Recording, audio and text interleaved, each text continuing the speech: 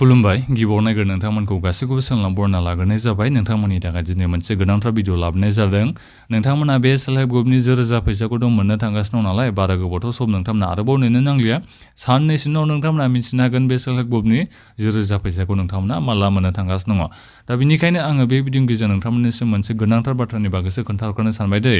नोंथांमोना गोबां मानसिफ्रानो बे सेल्फ हेल्प ग्रुपनि रोजा फैसाखौ मोनाबो जानो हागौ दै नोंथांमोना मोनसे गोरोन्थि खामानि मावना लाफ्लांनायनि जाहोनाव नोंथांमोनाथ' बे फर्म मोन्दोंमोन नालाय बे 10,000 फैसानि थाखाय फर्म मोन्दोंमोन दा बे फर्म फिलआप खालामनायाव नोंथांमोना गोबाङानो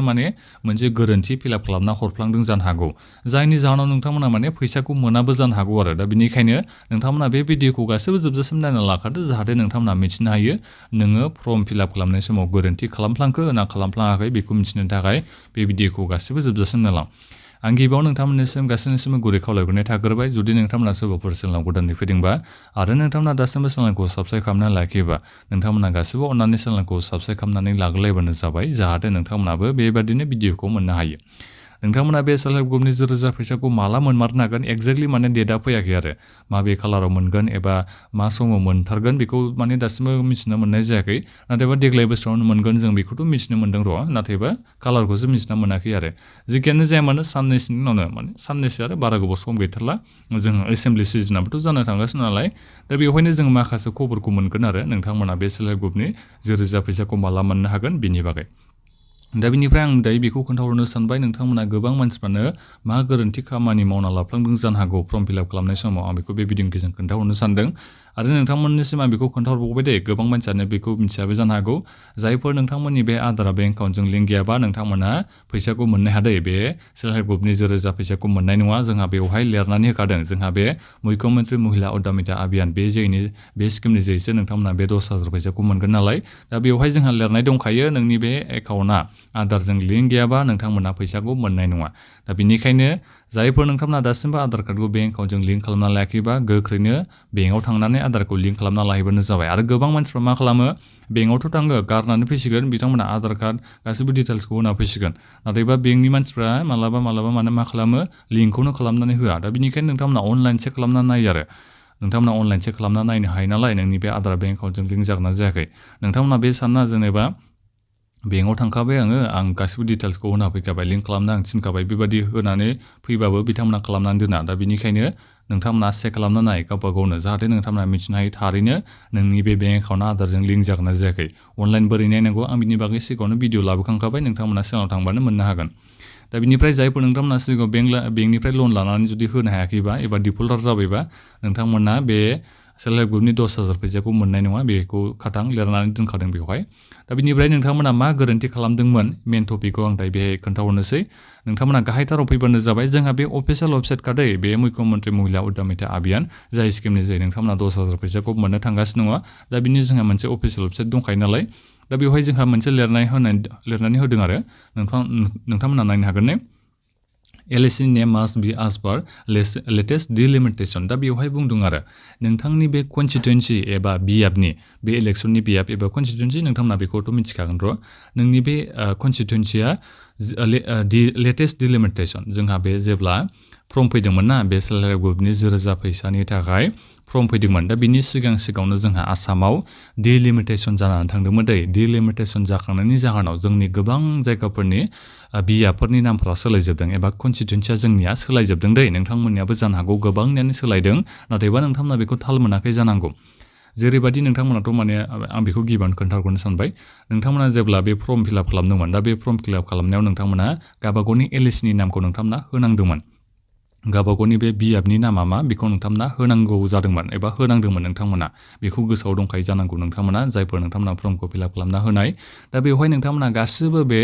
बियाबनि नामखौ एबा कनस्टिटुएन्सिनि नामखौ भटार कार्डआव जेरैबायदि दं बेखौ नायनानै नोंथांमोना होदोंमोन जानांगौ एबा नोंथांमोनाथ' मिथिखागोन भटार कार्डआवसो जोंहा बे कनस्टिटुएन्सिनि नामा थाखायो नालाय नाथायबा जोंहा बेहाय लिरनानै होदों आरो नोंथांमोनाथ' जाबाय दे बे भटार कार्डआव जेरै दङ बेबादिनो होबाय कनस्टिटुएन्सिनि नामखौ नाथायबा जोंहा बे वेबसाइटआव बेखौ लिरनानै होदों आरो LACनि नामा जाथारनांगोन जेरैबायदि दा डिलिमिटेशन जाखांनायनि उनाव जेरैबायदि नोंनि बे LACनि नामा जाबाय बेखौसो बेहाय होनो नांगोन जोंहा बेहाय लिरनानै होदों आरो दा बेवहायनो जोंनिया गोबां मानसिना आरो मिस्टेक जानानै थांलायबाय आरो गोबां मानसियानो बिनि बागै मिथियाखैमोन आरो आं नोंथांमोननिसिम जेब्ला फर्म फिलआप खालामनांगोन दा बेवहायनो आं खोन्थाहरदोंमोन नाथायबा गोबां मानसियानो बेखौ माने जेरै भटार कार्डआव दङ बेबायदिनो फिलआप खालामना होदों जानांगौ आरो जायनि जाहोनाव बेहाय फैसा सोनायाव माबाफोर जायोबाथ' आरो सोनाय नङाबो जानो हागौ दा बेखौ 100% बुंनो हाला नाथायबा बेहाय अफिसियेल वेबसाइटआव लिरनानै होदों आरो मास्ट बि होननानै बेहाय बुंदों आरो माने नोंनि बे LAC एबा कनस्टिटिउसन नामा एबा बियाबनि नामा लेटेस्ट डिलिमिटेसन जाखांनायनि उनाव मा जाखो बेखौसो होनो थिनदोंमोन आरो दा बिनिखायनो बेवहाय गोबाङानो मिस्टेक जाहैयो बेबायदि आं बेखौ सानखाबाय मानो होनोबा जों बर'फ्राथ' माने गोबाङानो होखाबाय जेरैबायदि भटार कार्डआव दङ बेबायदिनो होखाबाय जानांगौ आरो जायफोर मिथिनाय नोंथांमोना माने लेटेस्ट डिलिमिटेसन जाखांनायनि उनाव जा नाम जादों LACनि नामा मा जाखो बेखौ होनानै लाबायबा जेबो नोंथांनिया माने गोरोन्थि जायासै आरो बे फर्म फिलआप खालामनायाव भटार कार्डआव जेरैबायदि दं बेखौ नायना होनायाव गोरोन्थि जाखासिगोन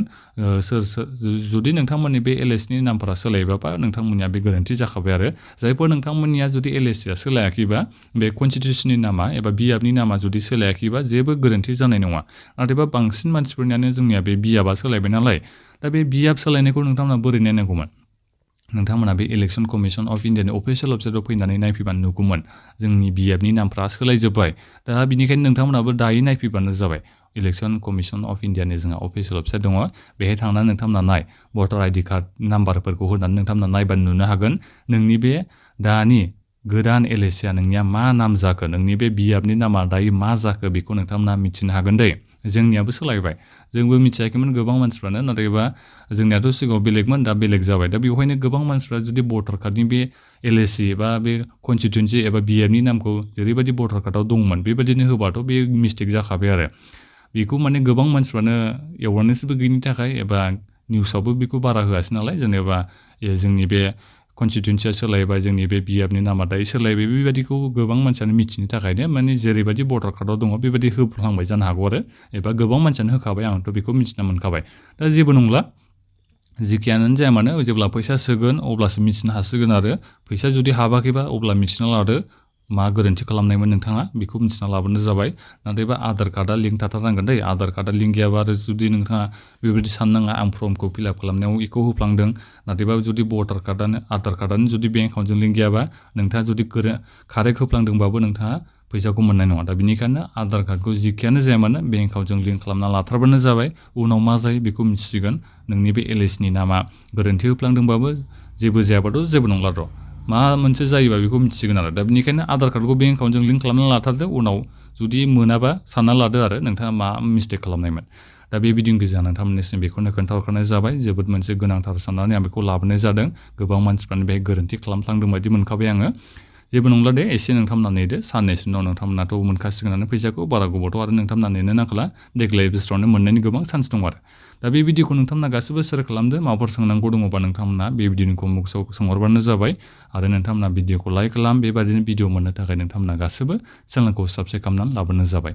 गोजोन्थों